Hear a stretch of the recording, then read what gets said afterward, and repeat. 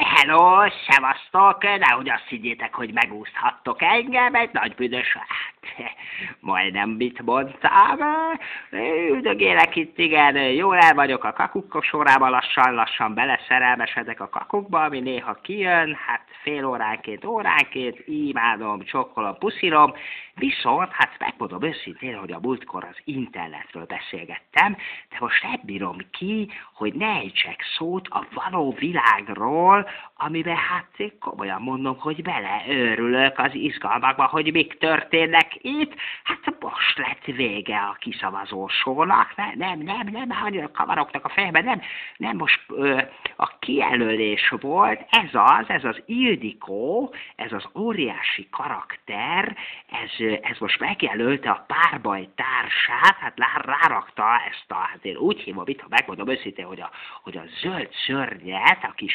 rekket, hát fölrakta az Évikére. Hát Ildikó, félelmetes vagy, szurkolok neked, fantasztikus vagy, te vagy, komolyan mondom, akkora művész vagy, már azt hiszem, hogy te vagy a második Blaha Lujza. Érted? Tehát amit itt produkálsz, az valami félelmetes. Állj ki magadért, harcolj, legyél őszinte, és legyél ugyanennyire félelmetes. Hát beszarok tőled tényleg. Évi, őrült vagy, tényleg? Hát de csodálkozz, hogy téged hívott ki Ildikó, ha annyit sminkelsz, minden nap 2-2,5 órát, hogy nem engeded az egész csapatot szárni, reggel 7-8 óra és 9 óra között, ne csodálkozz, hogyha azt akarják, hogy te legyél ott, érted? Hát a WC az első szerintem egy ilyen valóságsóban. Hát testvérek, félelmetes, Kiki és Béci.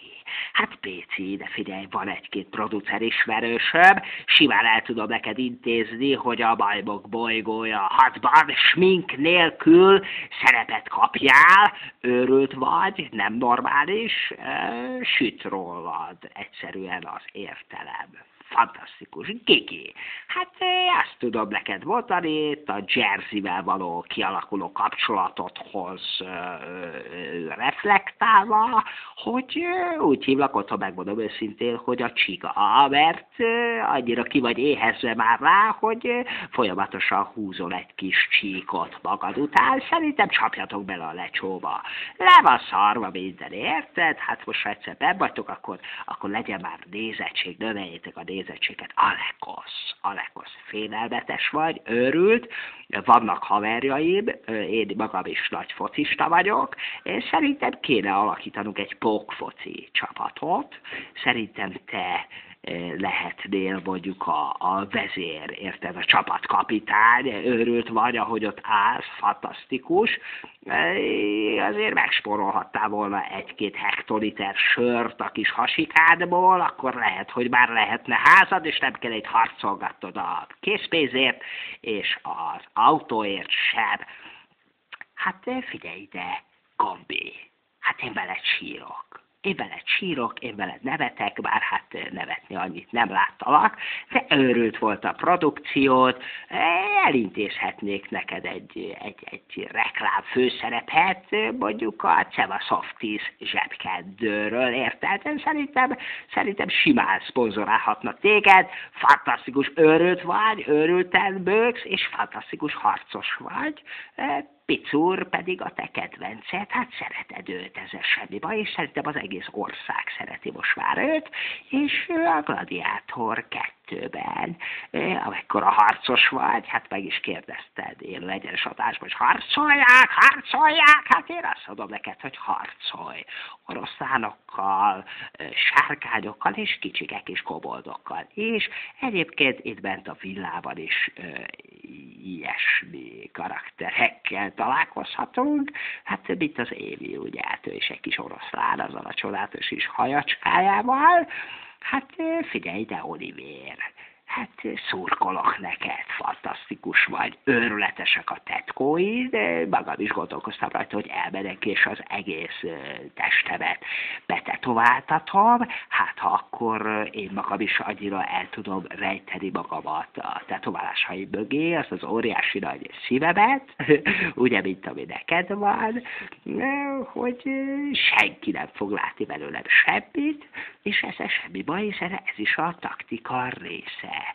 Hát ide figyelj, Anikó, fantasztikus, gratulálok a szerelmethez, király el Norbihoz, bár hát úgy tudom, hogy hát minap találkoztam vele, ugye én nem vagyok bezárva, minap találkoztam vele, és hát képzeld el, hogy szerzett neked egy örökös bérletet az összes koncertjére.